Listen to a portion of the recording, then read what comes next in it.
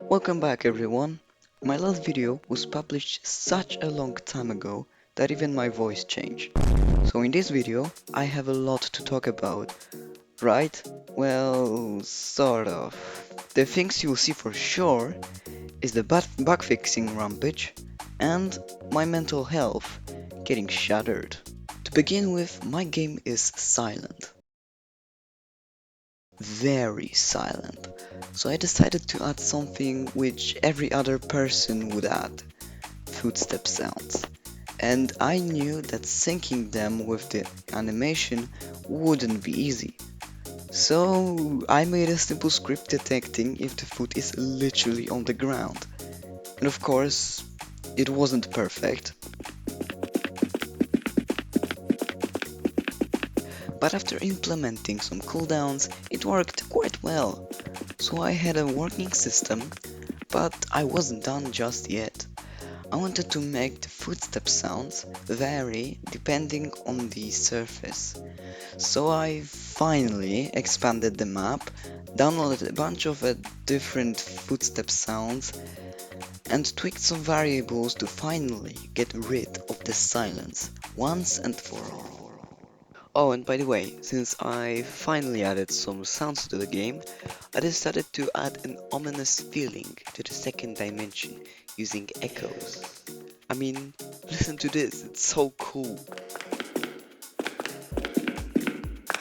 Okay, but seriously, making this was neither simple nor fun. The sheer amount of bugs was literally destroying me. I suppose it's time for mistakes with cheese.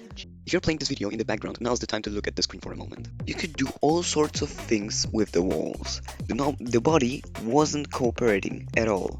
The enemies loved to commit suicide. The files were broken. The animations also were broken. The hitbox while crouching didn't shrink because I forgot about it, and when it finally did, the enemies became blind because they searched for you at their eye level. The bullets never went where you actually were aiming.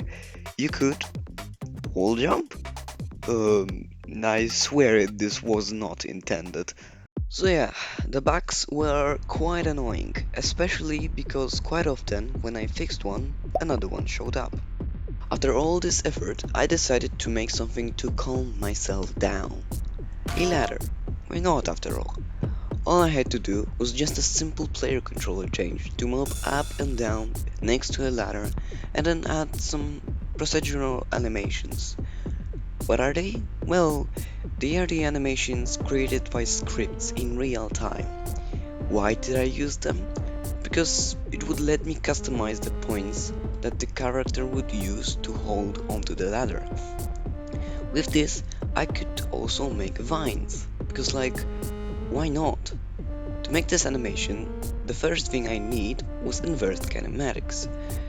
This is basically a script which allows the hand or leg to follow a point in the 3D space. And after stealing the inverse kinematics script from this guy, all I had to do is to make the hands go to the best holding point. And this took days.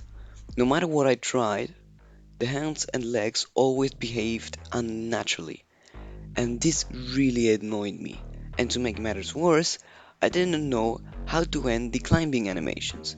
I tried putting another animation to smoothly end it, but it just didn't work, no matter what I tried. At least finally, at the end, it looked somewhat playable. But this still left me frustrated. I felt like I wasn't doing all of this for fun anymore. I considered just leaving the game behind and making something new, something simpler, but I just couldn't decide. It would be quite sad to leave the project I was working on for a year and a half. I just couldn't leave it this way. Ultimately, I decided to delete the character from the game, as it was the most frustrating thing, because of its stupid animations. It was still quite rough, because I literally spent nearly a half of a year making it, and the deleting process wasn't easy.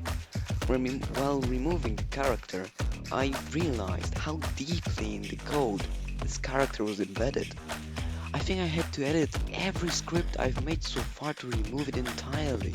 Lucky, after all this work and sadness, the development of this game became fun yet again. After adding the stamina bar to prevent you from running endlessly, I can say that it was really fun implementing it. After removing the character, it made the process of game development quicker and simpler. So yeah, deleting the character took so much time that I didn't manage to make anything else. But you probably realize that I have updated it a bit and that I still use it in this video. This chapter of my life also taught me that I don't have to make a big and complicated game, and I definitely won't earn any money from two dimensions. Now, I'll just simply focus on having fun and learning. Thanks for the watching, and go eat some cheese.